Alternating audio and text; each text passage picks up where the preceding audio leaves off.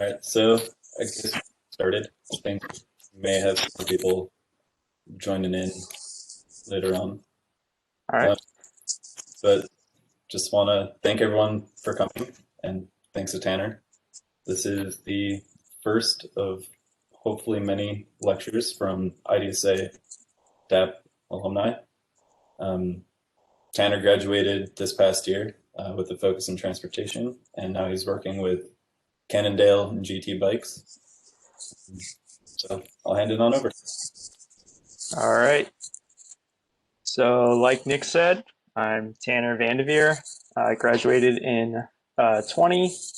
Never actually graduated, no ceremony or anything, so that was weird. But I focused in transportation and like mobility design while I was there, and now I'm at Cycling Sports Group, working mostly on Cannondale bikes, but we'll also be doing some GT stuff here and there. For this presentation, if anybody has any questions, feel free to just chime in. If you're getting bored, let me know. Didn't prepare as much as I would have liked to, but let's get into it. So a little bit of background about myself pre-DAAP. I'm from a small town called Washington, Illinois, right outside of Peoria. Basically, it's sandwiched between Corn and Caterpillar. This was the view out of my backyard. So naturally, I was kind of bored a lot. So I had to find ways to, I don't know, stay entertained. And a lot of that time was, trying to find ways to go ride my dirt bike or bicycle with friends. But when I wasn't doing that, I was always drawing. And even from an early age, like the top two of the sixth or seventh grade, I was really attracted to objects and things, and kind of gravitated towards drawing those. And in retrospect, like it makes sense why. But as I got into high school, my dad actually transferred into working with the industrial design team at Caterpillar. He's not a designer, but he was working directly with them in their office. So I was able to visit and kind of get introduced to ID that way. And that like really opened my eyes to this whole new world of I could use my drawing skills to have a job and contribute to things. So after that, I started to like really experiment with very product centric things in high school through my artwork, both like drawing and sculpture and things like that. And then also had joined a robotics team and was doing basically all of the CAD design and conceptual design for that, and learning a lot about like making things actually work within like really tight constraints. And then when I came to UC, I actually came on a mechanical engineering tour. I knew what ID was, but there were a lot of people kind of pushing me towards the engineering route. But after sitting through a tour with engineering, I was like bored out of my mind, trying not to fall asleep. And then luckily had set up a private tour of DAAP like right after that. And my parents and I went over to DAAP and got tours of the studio and everything. And like my whole demeanor changed. And basically we were all in agreement that like ID was what I needed to do. And luckily I chose DAAP. So a little bit about my DAAP experience. Basically, I'm going to go through, my key takeaways or things that I learned while I was there. These are completely personal and my own opinions. They might not work for everybody, but they're things that have worked for me. And the first thing I would say is push conventions, but when you do that, you have to do it really well and you have to know why you did it. So really early on, I think this was semester 3, I was really trying to push conventions. This was the stool project. And I didn't want to just do like an aesthetic wrap of a different stool or a different take on a normal stool. So I looked at like what places or things could use a stool-like object and how far could I push that and still maintain like the brief. And I really like this project because it does fill an actual need. Like if you've ever sitting on the floor and then sat, I don't know, like 3 inches off the floor on something, it makes a huge ergonomic difference. And then like I was also just paying attention to everything, and everything on this had a purpose and a reason why, and it was very polarizing in our crit. But when I say do it well, I ended up getting a lot of uh, like positive feedback from professors because it was unconventional, but it was done in a way that wasn't just unconventional for unconventional sake. Everything from the way it stacks was inspired by like Japanese architecture. The way these go in was inspired by quilting on like sofas, so it looks softer. And yeah, just all those kind of details and considerations were what made this project successful while it did push conventions. The next takeaway is for me, being versatile is huge. So like having an adaptable process that you can develop that works across multiple categories, and then along with that, being able to bridge the gap between different categories. You don't have to fall for the this versus that. It may be difficult, but you can have both. And a lot of my time at DAAP was spent really kind of riding the line between product and transportation design. And I would say that that has been beneficial to me, and that I've grown skill sets in both sides of things and can, um, have the experience or the skills that set me apart, being able to balance those versus like somebody who just does one or the other. So my project that probably exemplifies that the best, and is honestly probably the reason why I have the job I have now, was my first transportation design studio. This project here, it was called Maven Go. It was a sponsored studio between GM and Maven and UC. And I went into the studio thinking that I was going to be doing a car. It was with GM. I had been waiting to do a car my whole time at DAAP. And then all of a sudden I got assigned this small scale personal mobility system. And I was like, oh, geez, like, what am I going to do for this? But being versatile and adaptable, I was able to kind of shift gears and like really start to think about transportation from a experience or product point of view versus like purely aesthetic. And then also like utilize a really broad and versatile range of like techniques to get there. So everything from, Gravity Sketch VR in the top left, doing hand pen sketches, sketchbook, Photoshop sketches, and then doing development in CAD alongside of that. Like that range of techniques and skills all brought different things to the table that I think allowed me to have a successful design in the end.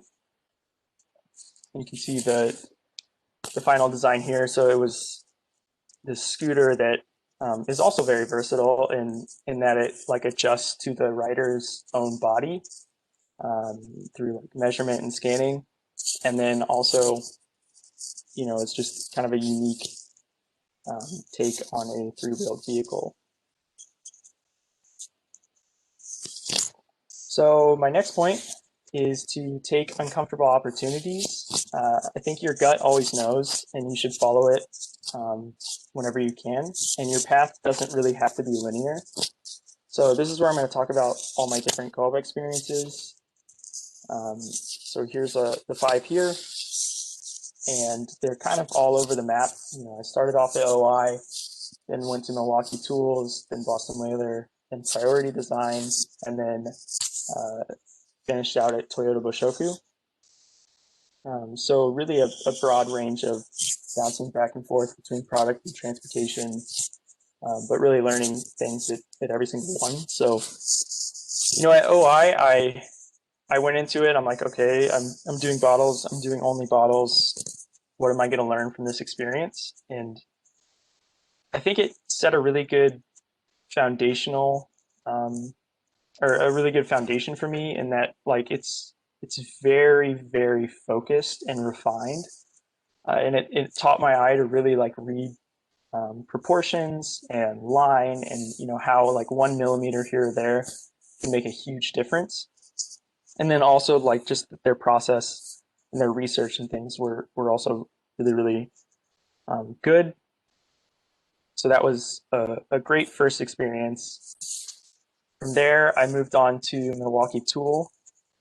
I actually turned down a consultancy to go to Milwaukee Tool, and I was the first one to go there. So that was definitely uncomfortable because I think like the idea is that like consultancies are, top level of everything, and I don't think that's necessarily the case. I think it can be, but depending on who you are, like it can change. And this is where I like really, really learned to hone my process and work in a way that was really fast, but also like successful in visual representation of really complex objects. And then also um, a big thing that I learned from this co-op was how to translate brand language across a ton of different products. So they have a very strict language, but like you're one day you're doing a radio and the next you're doing a flashlight, and the form factors of those things are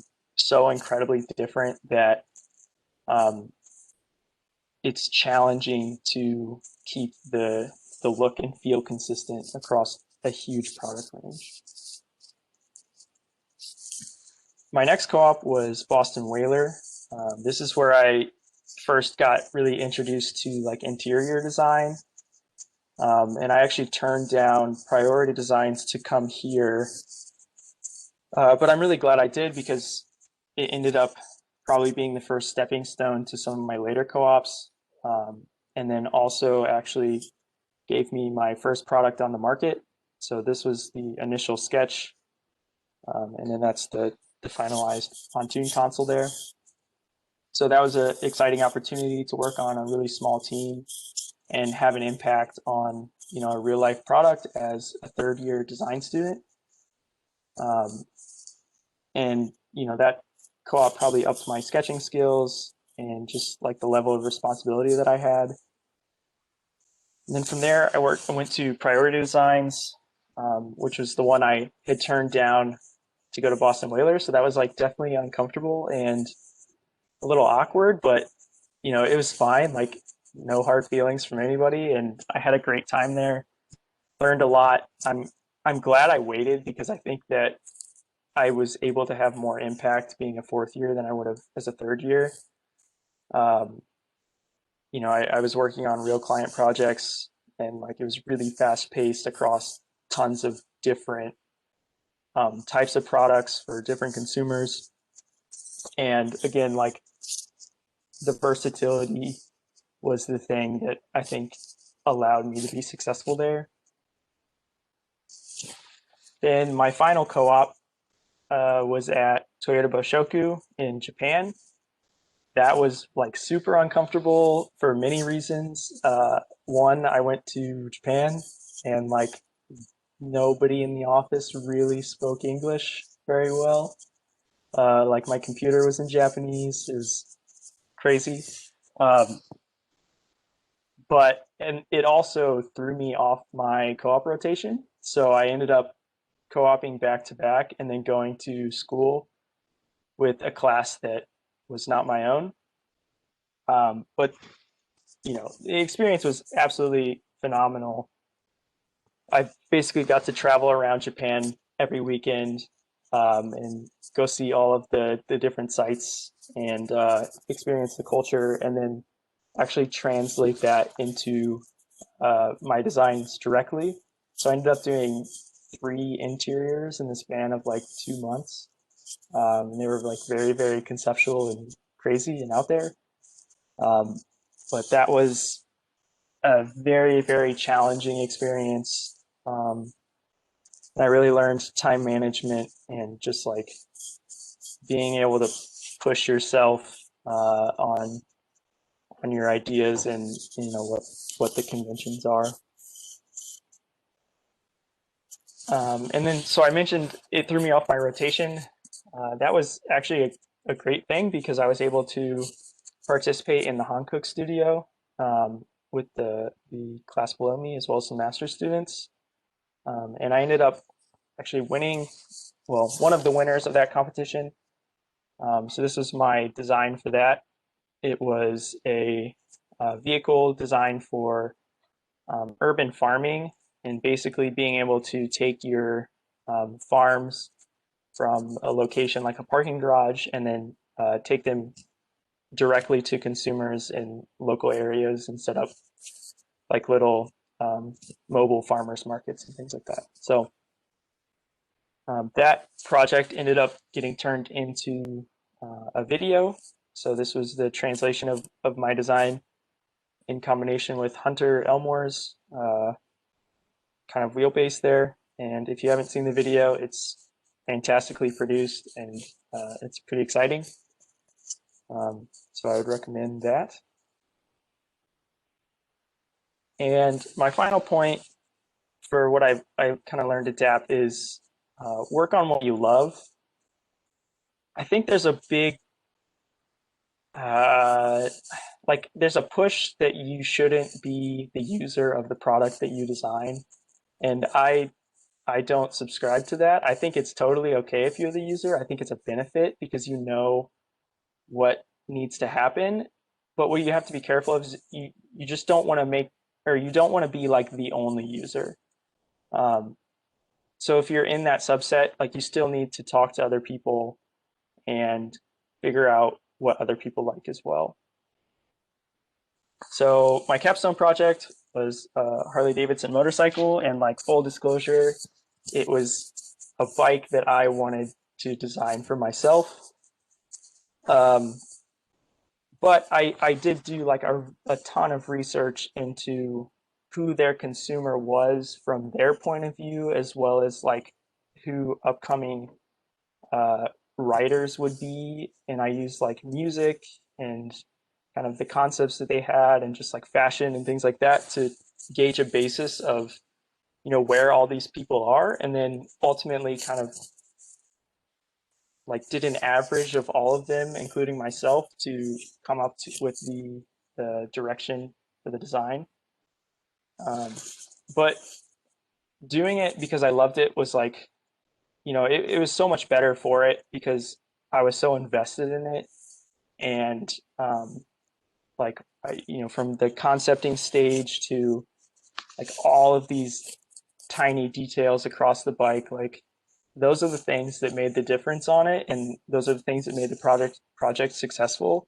And I wouldn't have had the drive to do it, especially given like the COVID swing right in the middle of the semester, if I wasn't interested in my project.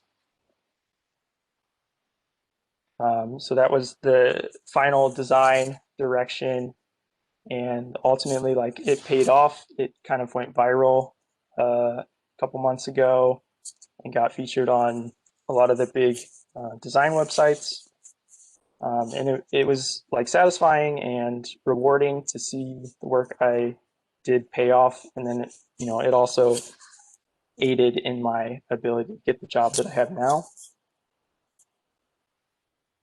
So post DAAP, what am I doing now? Well, actually, what I'm doing now. First, I had an additional internship after DAAP with RAM Interiors.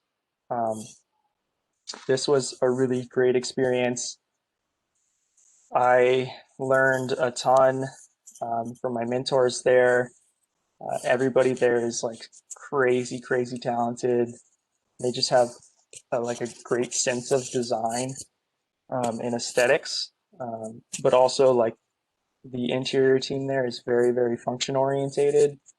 And I was able to produce this concept interior and really focus on like the mood and the feel of this, as well as some of the experience and interactions. Um, and yeah, just had a great time there. Was really looking forward to getting a full-time position after the internship. But with COVID, unfortunately, it just didn't kind of work out with the timing. Um, but that's okay. And now I am at Cycling Sports Group, working mostly on Cannondale. And it's been really great so far. I think the biggest differences from being an intern to a full-time worker for me has been like the level of responsibility. Um, it's like not necessarily that it's more work. It's just like you are responsible for the design. Where as an intern, you kind of always have somebody else over you, and you have that like that you're going to be gone in 3 or 4 months, and that ultimately that thing will be taken by someone else and finished by someone else.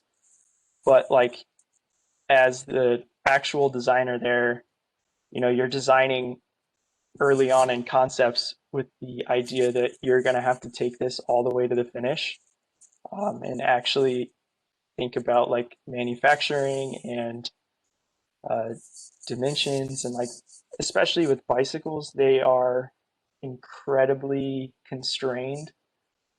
Everything you move will move something else. Like it's all based on geometry that's talking together. Like the thing you're designing is always going to be the direct product. Like you're not shelling anything. If you're doing grips, they have to be ergonomic. If you're doing a saddle, also ergonomic. The frame has to be structurally sound, and have the right geometry. And so kind of working within all of those constraints at first, I think was frustrating.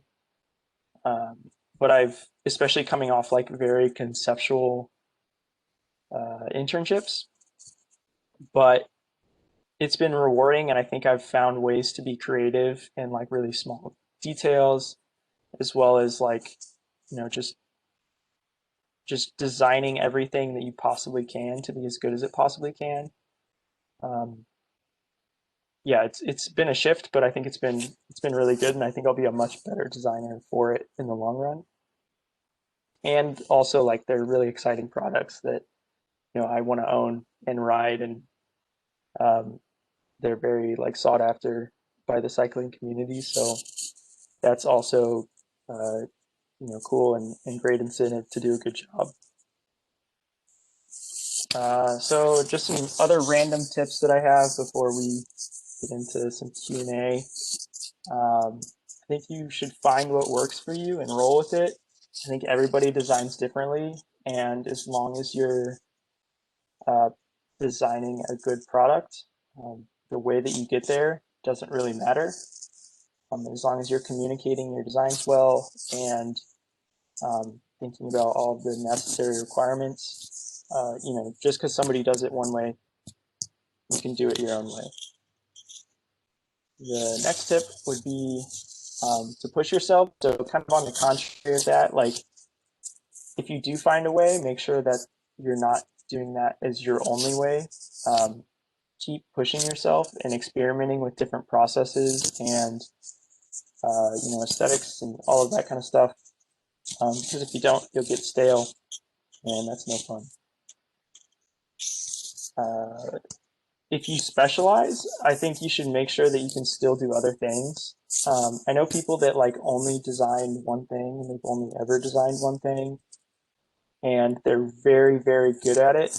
But I think that limits your opportunities in the long run of where you can go and what you can work on. So for me, like being versatile is more important. Like for example, I have ridden bikes my whole life, but I really didn't know much about them before I got this job. But what I had was a great foundation of skills and thinking methods. And I think it's a lot easier to learn the parts of a bike and what they do than it is to, learn how to draw and think and be a good designer. So for me, your skills translate across all things. Another tip, I think a good image sells the design. I think there's a misconception that designers, can do a scribble and then like that's plenty. But I think like that's good if you're talking to other designers or yourself. But ultimately, you're going to be showing your designs and your products to people who are not designers. And the more realistic that image can look, the more they're going to understand it, the more they're going to buy into it, and the more your vision is going to translate into the final product. And my final tip is to work hard, but take time for yourself. Don't stress too much about things. Like it'll all kind of weasel its way into the right opportunity for you. Spend time on your projects, but also like hang out with your friends. Go ride your bike if that's what you like to do. Like spend time on your hobbies. Do things that you like that aren't design. You'll get different perspectives, and you'll also just be more motivated and less burnt out. So thanks for listening. If you have any questions, let me know. I'm happy to answer.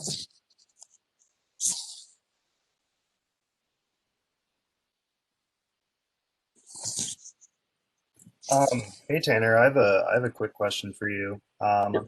I hope you're doing well. You kind of already briefly touched on this, but was there any like big awakening moments after you graduated that you were like, man, I really didn't realize that this would be how it is like after you're graduating. Um, like, were there any surprises or anything like that? Um, I think I don't know that they were like not big surprises, but just like the little details of like knowing, like when you're interning, it's such a brief thing where you're there for a couple months and you're going to leave.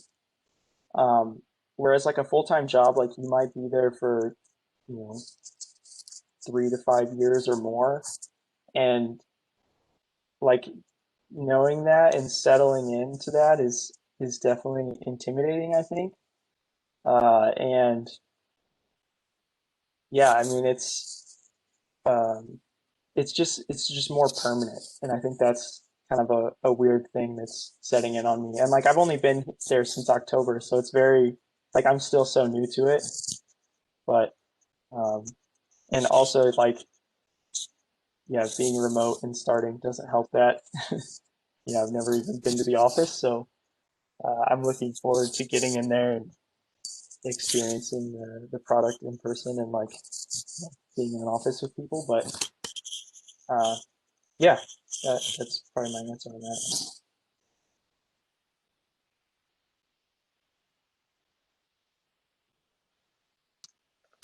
Being like one of the youngest people on your team, how do you, and like maybe not having as much confidence, how do you like make sure that your coworkers know that you're professional and you just like present yourself in a way, even if you don't have as much experience as like some of the other people on your team? Like, do you have any tips for doing that? Yeah, I think like well, one, it's helpful because the most of the design team there is actually quite new, um, and there are some other like one other younger person at least, but and then it also helps that the manager is from UC, so he knows the level of uh, skills that UC provides. But I think like it is intimidating, um, but I think what you have to do is use it to your advantage. Like you don't have as much baggage necessarily. So where somebody might say like, "Oh, it can't be done that way. We've always done it this way." Like you might not even know that it was ever done that way, and propose something new that they're like, "Oh, that's kind of interesting," and it might not be perfect, but it sparks their ideas and it gets them thinking about new ways to do things.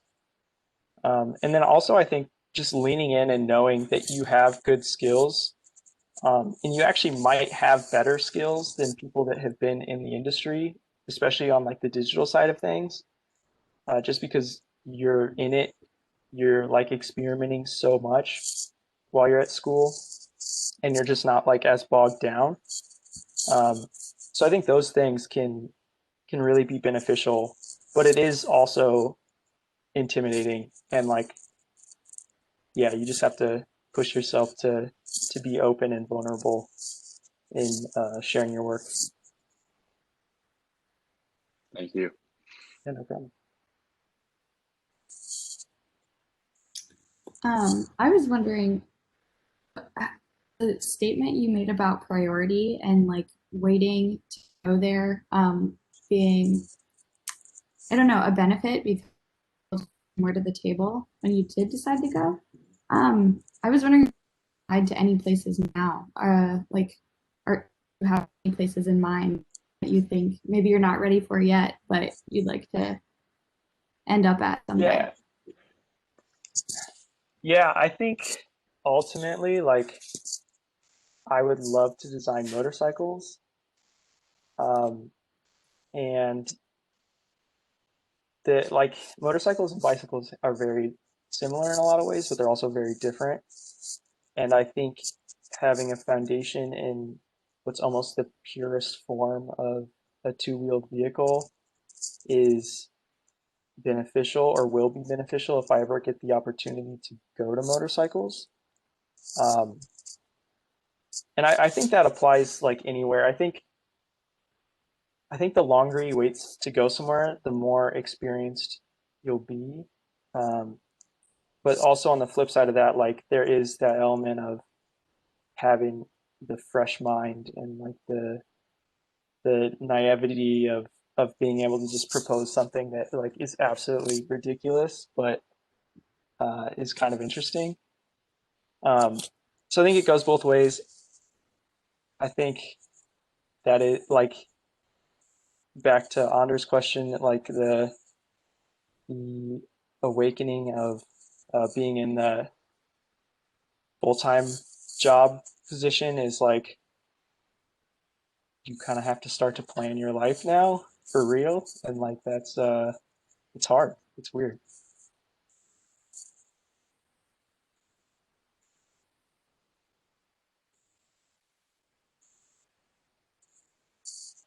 So we're always told about how competitive transportation design is, even within like the competitiveness of industrial design. What sort of things were you able to do, and can other people do to set themselves apart? Yeah, I think one, there's many more opportunities if you go the interior design route. It's a lot. I think interior design is quite a bit more difficult than exterior design, but that means less people want to do it. And you know, the other side of transportation that is always in super high demand and they don't have enough people for is the UI UX side of things, especially nowadays with like the move towards electric and autonomous. There's just so much opportunity around the experience of being in a car. But I think what set me apart is like I had good enough skills. I was a good sketcher, but I might not be the best. But I was able to think about things from that product point of view as a transportation designer, especially as an interior designer. Um, Whereas like somebody who's purely focused on sketching and sculpture and aesthetics might not be able to like make that gap to thinking really critically about how something will be used by a person. Um, and I think also like working on projects that weren't strictly cars uh, was both beneficial and uh, kind of detrimental in a way. Like it's tough to get noticed, but once you get noticed, then people understand and they um, see how those skills apply to what they're doing in transportation design. Um, yeah, but it's extremely competitive. I mean, it took me till my last co-op and then an additional one to get an opportunity. My last co-op was the first opportunity that I had at an actual like tier one, or not a tier one, an OEM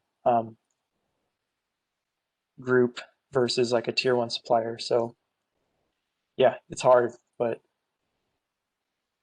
it's doable. Thank you. Yep.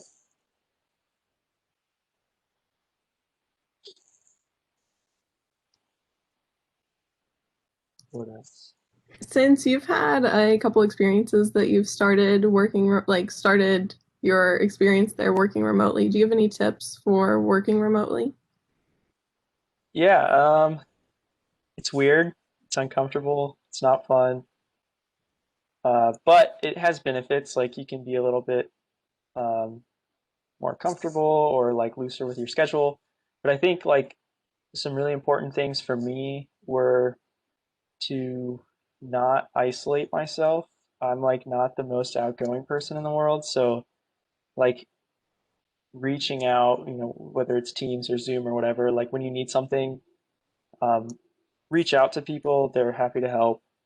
If you can, like set reoccurring, consistent meetings to meet with either other designers or your manager or whoever, just to get that consistent feedback that you would normally get, like with somebody passing by your desk.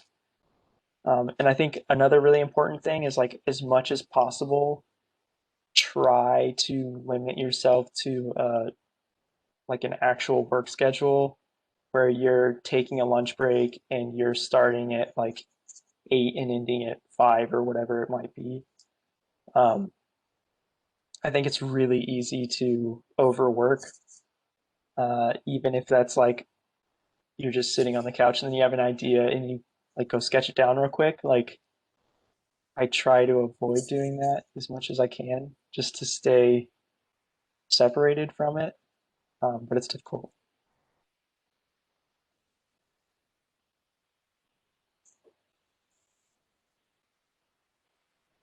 I'm wondering if you. Oh, No, you can go, Sid.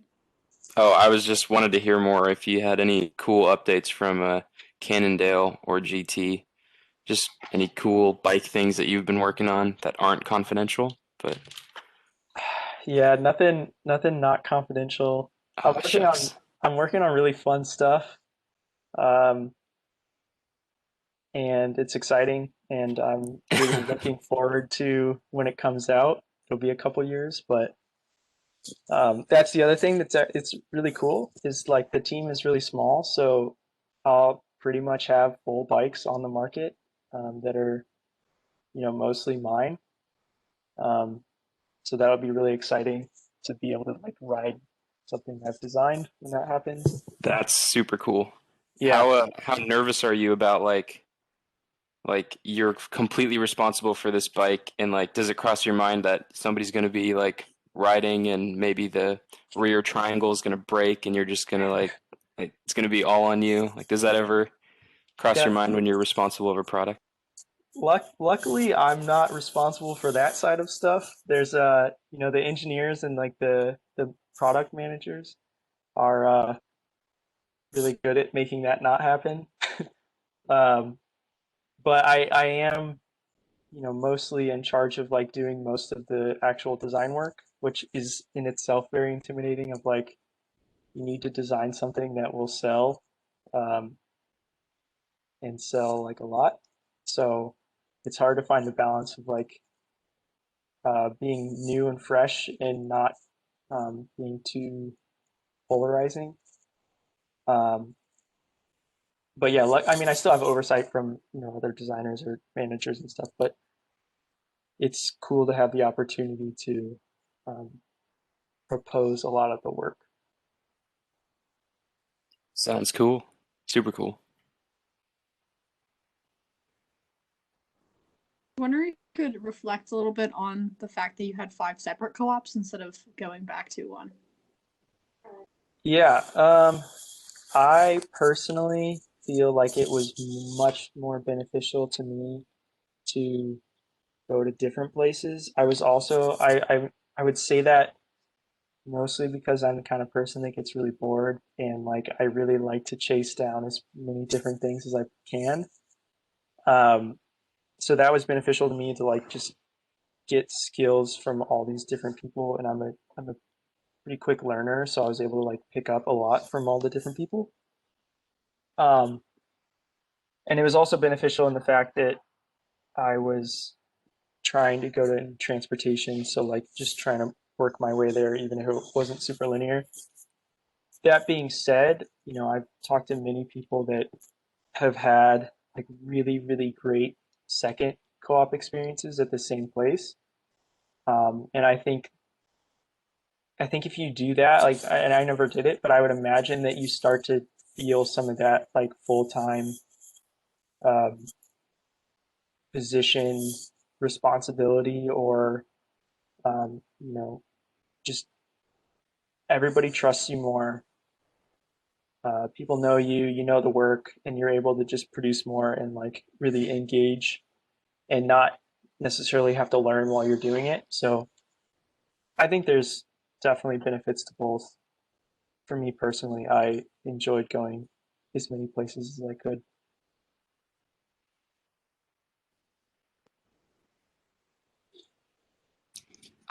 Tanner, okay. So you're obviously an amazing sketcher. What kind of skill building steps did you like take to get there, and what's helped you the most? Um, One, I've been doing it for a very long time. Since I was little, I've been drawing. I think I started by like getting tracing paper and tracing book covers when I was really little instead of reading them. And I attribute that to why it jump started me. But I think like sketching is just like a lot of work and time into it. And I think also getting better at CAD can help your sketching because you start to understand things in 3D better and like what's impossible to make that you could sketch. I think that's important. And I think that watching other people sketch or trying to emulate how they sketch is also helpful. Um, but for me, like it really just came down to like doing it all the time, over and over, and just building the muscle memory. Um, yeah, the muscle memory is one thing, but you can definitely study it. Like you can study form, you can study how light works, um, and like just pay attention to everything around you. Like I look at cars a lot while I'm driving or whatever, and just see how the light plays off of it. And like that's kind of what you're doing as a designer, is just putting things for light to catch. Um, so understanding light, I think, is a huge benefit to being a good designer in general, but also a good sketcher. Totally.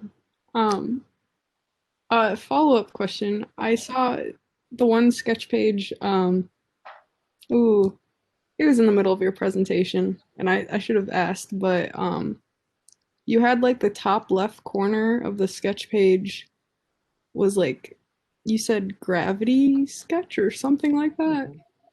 Yeah, What is so that? Gravity Sketch is a crazy tool. Let me go back to it.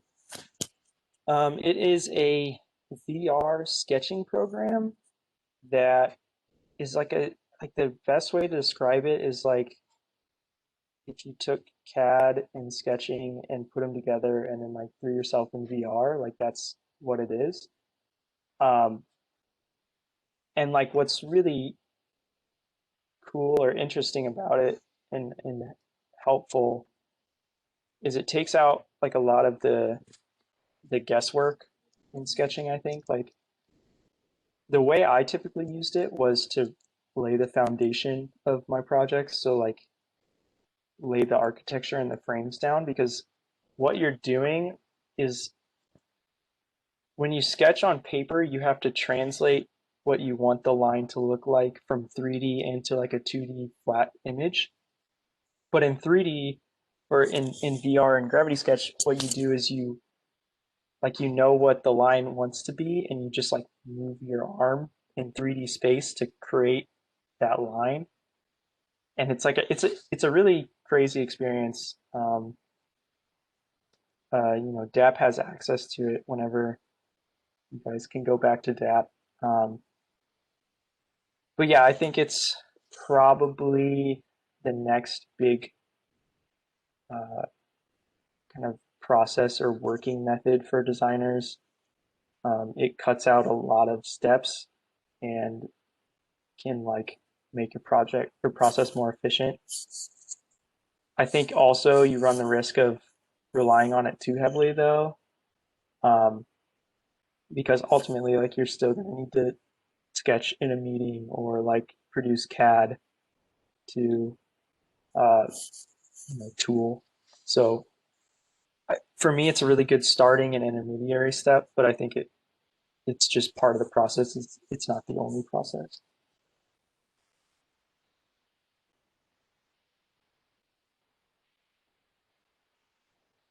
Yeah, that's cool. I didn't know DAP had that. Yep. Great, thanks. I have a question to that. Have you ever used Gravity Sketch on co-op, like in a transportation co-op? I have not. I think I am like right on the front edge of the adoption of it. I think in a year or two or whatever.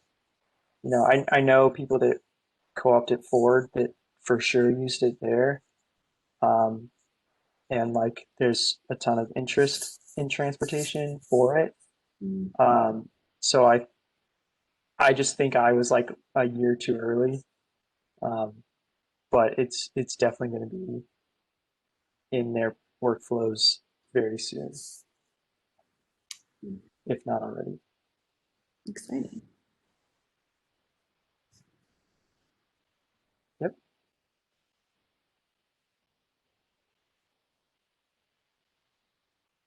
Do you also see that being used for product design? Yeah, I don't know if any of you know Matt Whitney. He uses it a lot for product design. I think it can be used for experience design as well, or even like storyboarding. I think there's a lot of potential to like VR design, especially when you start thinking about like co-creation spaces, like getting two people in at once and like, you throw up a wall and you can like post sticky notes and then like draw over each other's uh, models in real time. I think it's it can help to give you a sense of proportion and scale to things.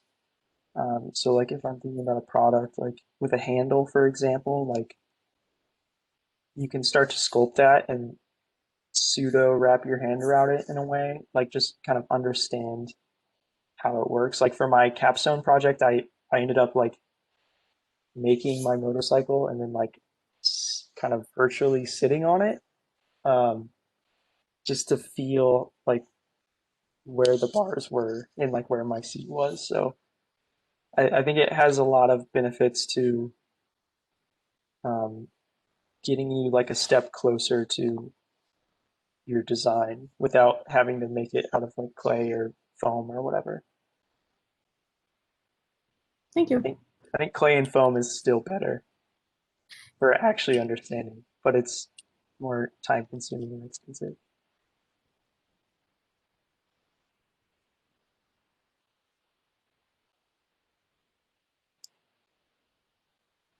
I joined a little bit late, so I didn't see your whole presentation, but Ross McIntyre still talks about your welding helmet. He won't shut up about it. Ross is great. That's a fun project.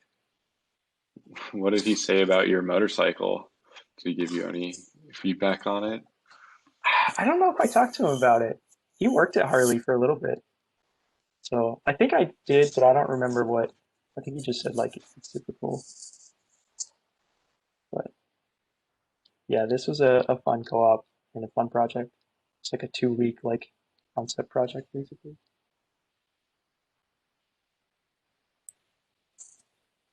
Hey Tanner, I have another question, kind of going off what Ian was saying about Harley, but just curious, did Harley Davidson as a company say anything about your motorcycle? Um, just curious.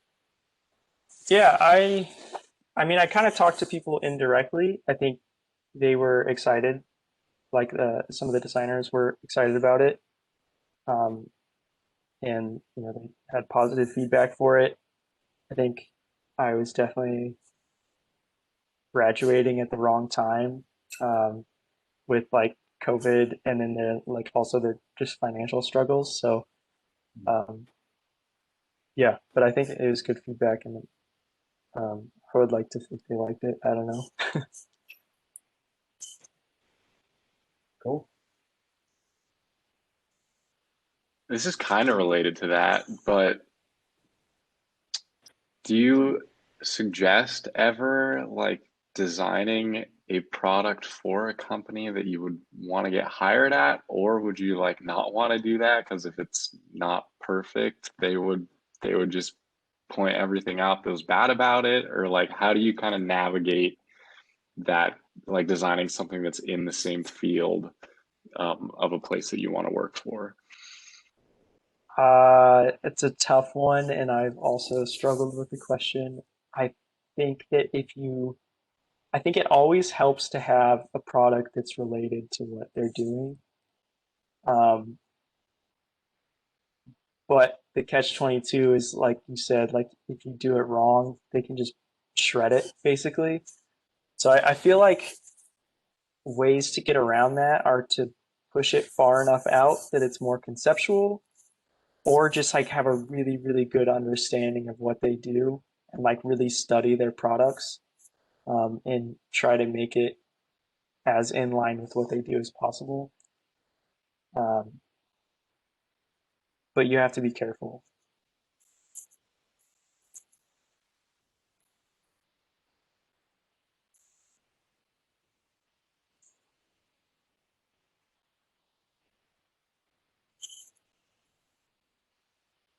All right, well, if there's no more questions, I guess we can wrap it up.